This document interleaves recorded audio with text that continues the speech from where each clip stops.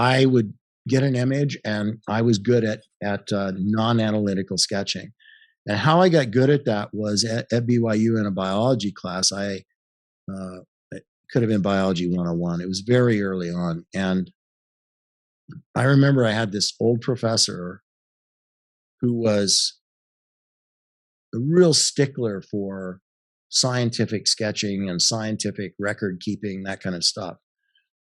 And what he did was he made us look at slides, the standard bill of fare of dyed slides, different like onion cells and other stuff, fixed slides. And so those would be handed out. Everybody get, like 3 of them with a rubber band around them. And you had a microscope and you had a lab notebook. And so the objective was to put a slide under and then to look with dominant eye through the single barrel, and then without looking at the book, at the page, to sketch what you see. That is how you become non-analytical in your sketching.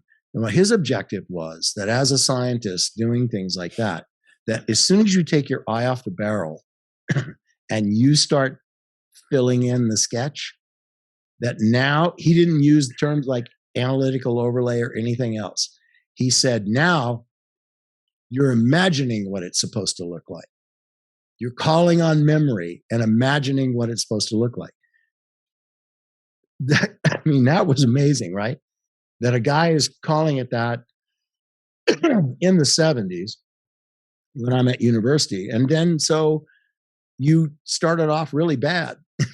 Things did not look like they were supposed to look like.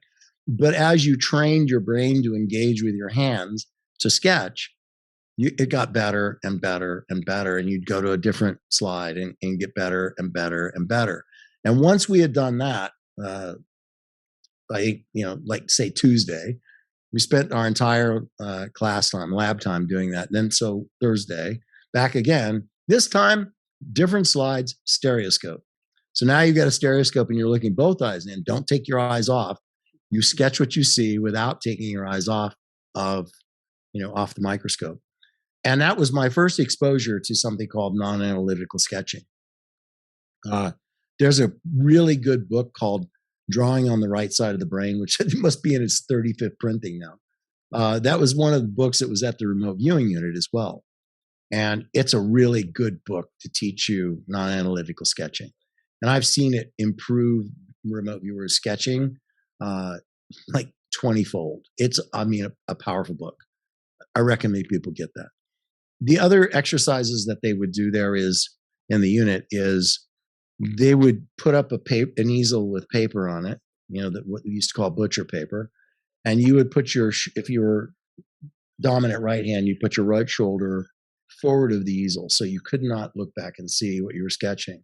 And then your trainer would put something like a coffee cup on a table in front of you. And your objective was to draw that coffee cup without looking. And again, it would start off as something not of this world by the time you finished it. But then you would practice and practice and practice them. And then when you accomplish that, they would put a different object. Why were they doing all this?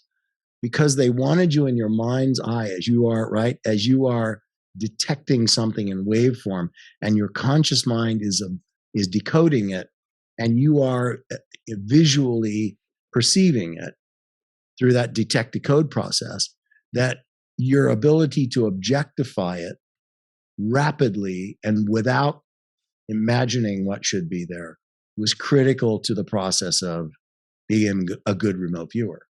So that's why they were doing that. And back to these sessions of things that you're seeing, that's how a visual perceiver would turn around and sketch those kinds of things. Put it down there.